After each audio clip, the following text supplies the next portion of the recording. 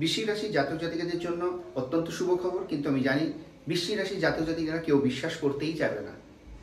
কারণ বৃশ্চিক রাশির জাতক জাতিকারা কার্যত এটা জেনে বসে আছে যে তাদের এই রাশিটাই খারাপ, তাদের জন্মটাই খারাপ। কারণ বাস্তবিক পক্ষে তাদের জীবনে কষ্ট অত্যধিক বেশি হয়। কষ্টের মূল কারণ হচ্ছে জোডিয়াকের অষ্টম হাউস হচ্ছে বৃশ্চিক রাশির ঘর। কীরকম? দেখুন, মেষ রাশি থেকে জোডিয়াকের ফার্স্ট ঘর যদি আমরা কাউন্ট করি, তাহলে মেষ, বৃষ, মিথুন, কর্কট, সিংহ, কন্যা, তুলা, বৃশ্চিক। অষ্টম নম্বর, অষ্টম হচ্ছে দুঃখ। এটাই আইসোলেট করে দেয় আমাদেরকে। অষ্টম নাম্বার মানেই হচ্ছে আইসোলেট নাম্বার, মানে হচ্ছে এটা হচ্ছে আমরা বলি যে আমাদের যদি কারোর মৃত্যু যোগ দেখতে হয় তাহলে অষ্টম হাউস থেকে দেখতে হয়। আমাদের যদি দুঃখ, দুর্দশা, একাকিত্ব সমস্ত কিছু দেখতে হয় তাহলে অষ্টম হাউস থেকে দেখতে হয়। মামলা মানে মোকদ্দমা থেকে শুরু করে যত যত আমাদের জীবনের দুঃখ দুর্দশা রয়েছে সমস্ত কিছু আমাদের অষ্টম ঘর কানেক্ট। যার জন্য বৃশ্চিক রাশির জাতক জাতিকারা এটা ভেবে ফেলে যে তাদের জীবনটাও ঠিক এরকম।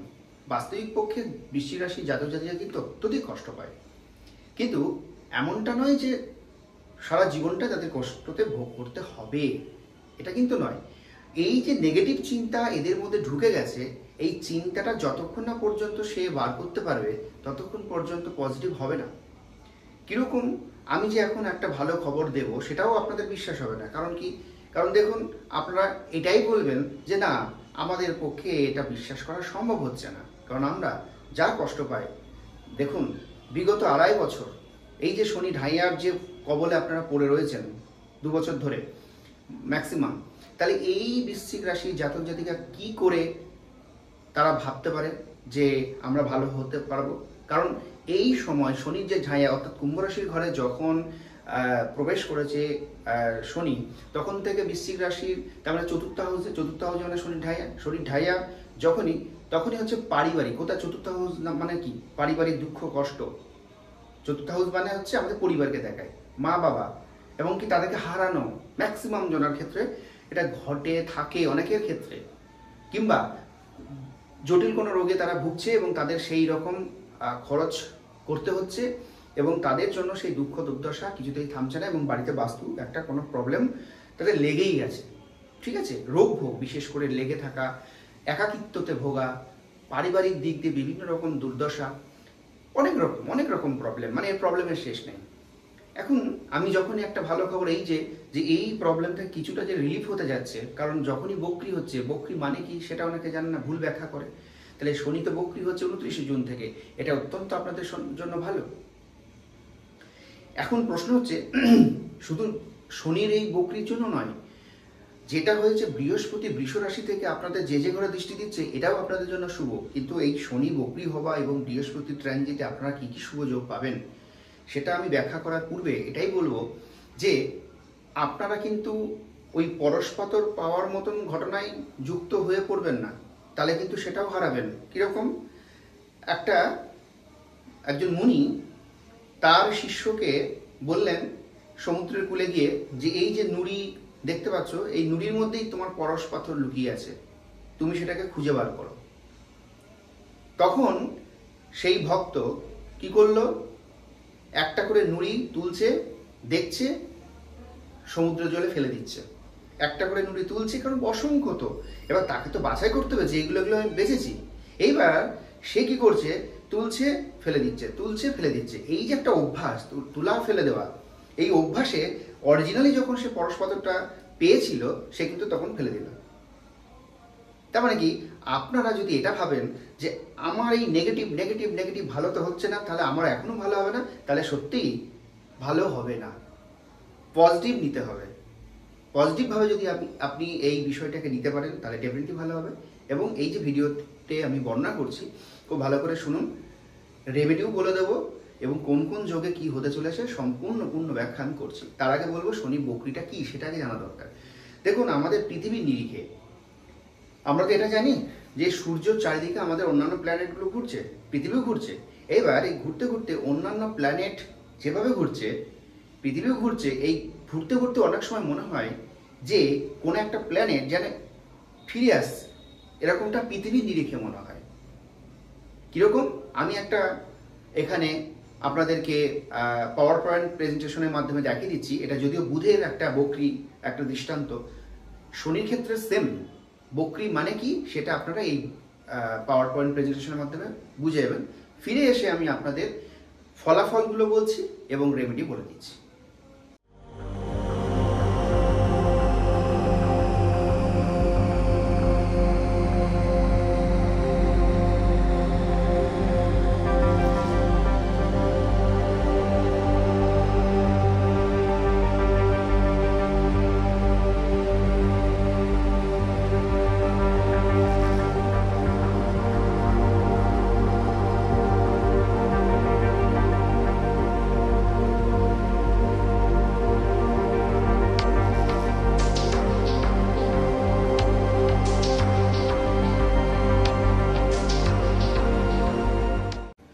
আশা করি বুঝলেন বকরিটা কি। বকরি নিয়ে আর কোনো ডাউট থাকবে না, কারণ 5 জন 5 রকম বলে বকরি কি এ হ্যান ত্যান 717, আপনাদের মধ্যে থেকে এই ডাউট চলে গেল।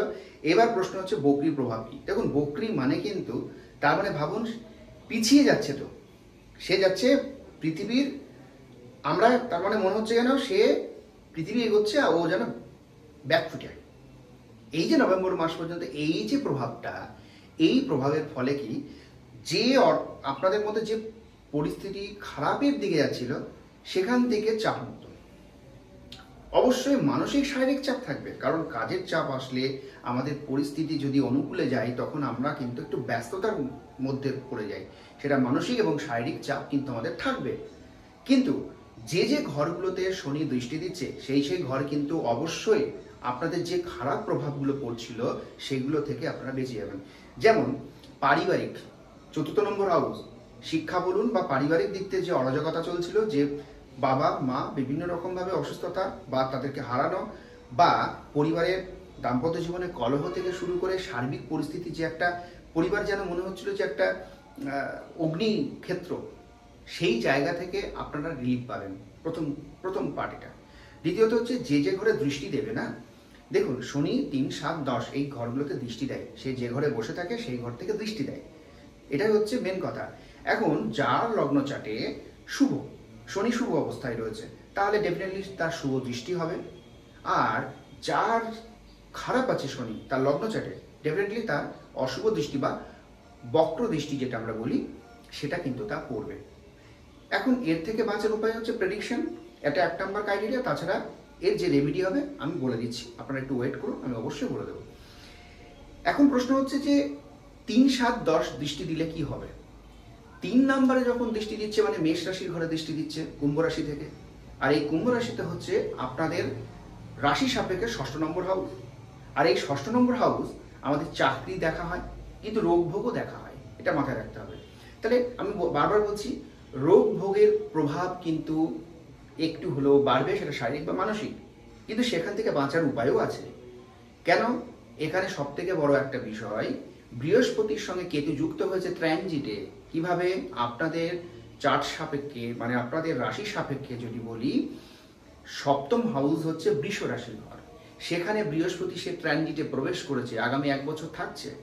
এই রাশির ঘর থেকে বৃষ রাশির ঘর থেকে বৃহস্পতি তার 5ম দৃষ্টির দ্বারা, বৃহস্পতির আবার 3টে দৃষ্টি রয়েছে, 5ম, 7ম, 9ম, 5ম দৃষ্টির দ্বারা সে কন্যা রাশির ঘরে দৃষ্টি দিচ্ছে, যে কন্যা রাশির ঘরে বসে আছে রাহু।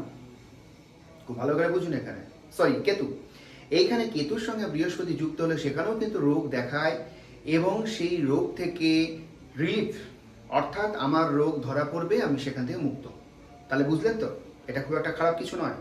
এবং এই বৃহস্পতি যদি এই ট্রানজিটে না আসতো আমি কখনোই বলতাম না আপনাদের জন্য ভালো এই অবস্থায়, কারণ শনি ঢাইয়া চলছে, শনি ঢাইয়া পিরিয়ডে ভালো হবে এটা আশা করাটা খুব খারাপও নয় আবার খুব ভালোও নয়, মিডিয়াম ক্যাটাগরি থাকার কথা। কিন্তু বৃহস্পতি এসে আপনাদের জায়গাটাকে ঠিক করে দিয়েছে।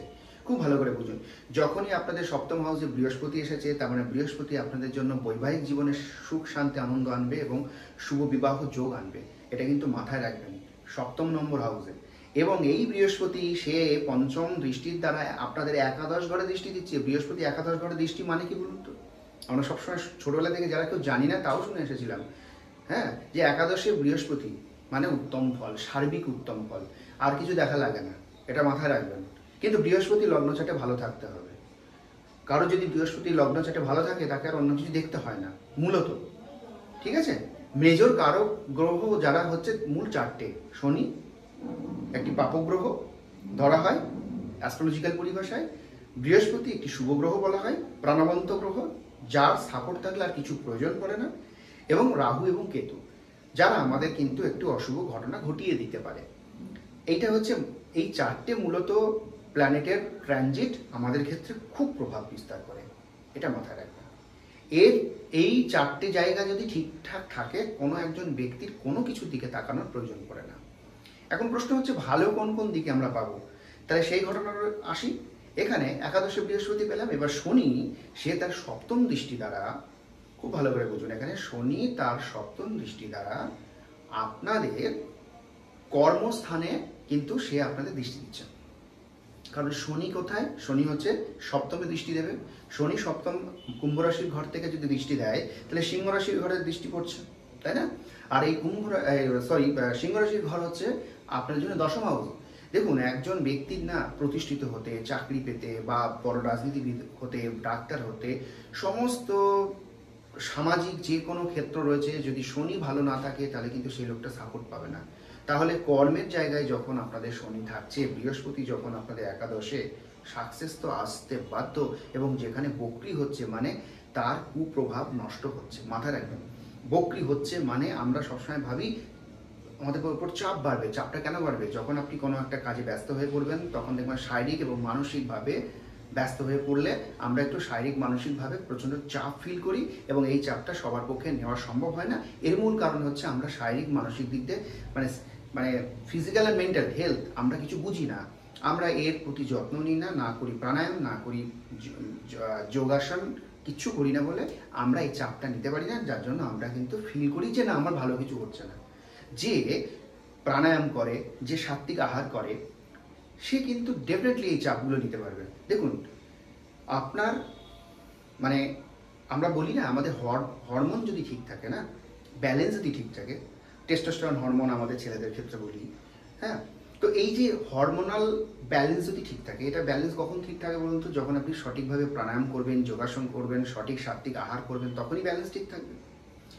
মহিলাদের ক্ষেত্রেও তাই, হরমোনাল ডিসব্যালেন্স। এবার কি সেই জায়গাটা যদি আমরা ঠিক রাখতে পারি, আমাদের শ্বাস প্রশ্বাসে যদি তেজ রাখতে পারি, ডেফিনেটলি আমরা চাপ নিতে পারি। আর যখনই আমি সেই চাপটা নিতে পারবো তখনই কিন্তু আমি শুভ ফল পাবো। কিন্তু মানুষ সে কি করে, ম্যাক্সিমাম জনের ক্ষেত্রে এটা হয় না, কারণ আমরা ফিজিক্যাল এবং মেন্টাল দিক দিয়ে উইক। সে পুরুষ হোক বা মহিলা, ছেলেদের ক্ষেত্রে টেস্টোস্টেরন হরমোনাল ব্যালেন্স ঠিক থাকে না, তারা উল্টোপাল্টা খাবে, যোগাসন প্রাণায়াম কিছু করবে না। আবার মহিলাদের ক্ষেত্রেও তাই, উল্টোপাল্টা খাবে, যোগাসন থেকে প্রাণায়াম থেকে কিছুই করবে না, এস্ট্রোজেন হরমোনের কোনো বিকাশ হবে না, কিচ্ছু হবে না, বাস্তব সত্য।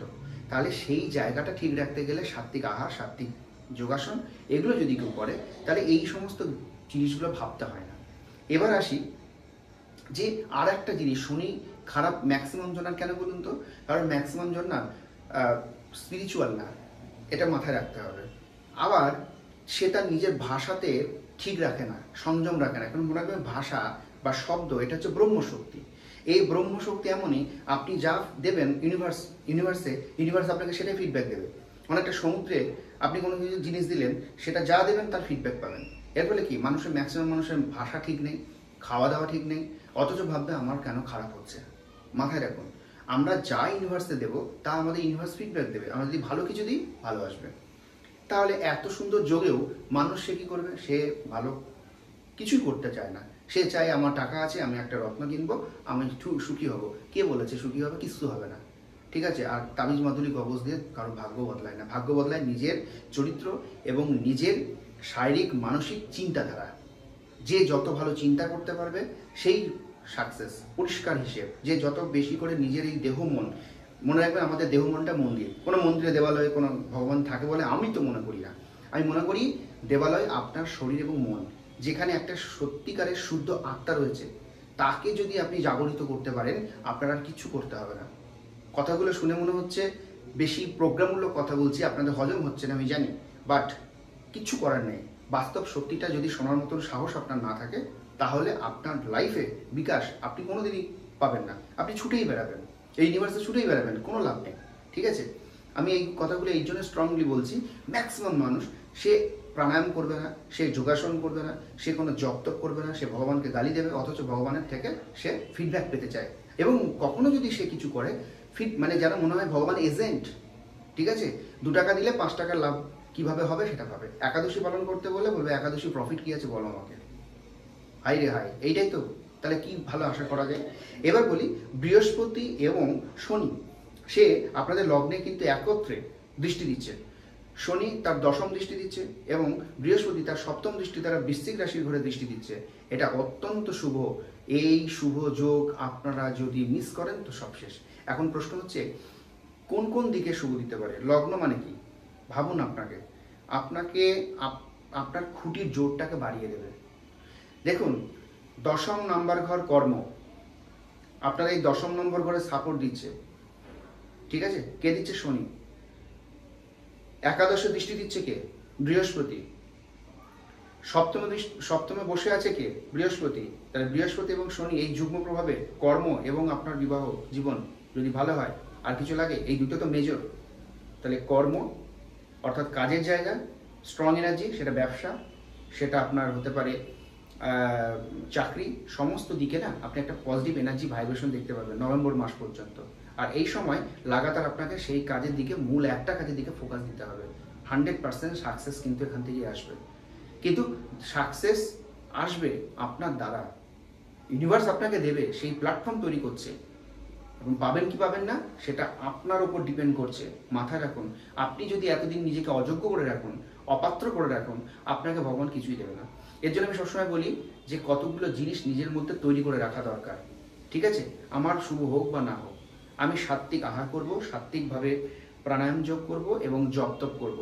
আপনা হতেই আপনাকে ইউনিভার্স সবসময় আপনার সাথে থাকবে, এটা বাস্তব। ক্লিয়ার?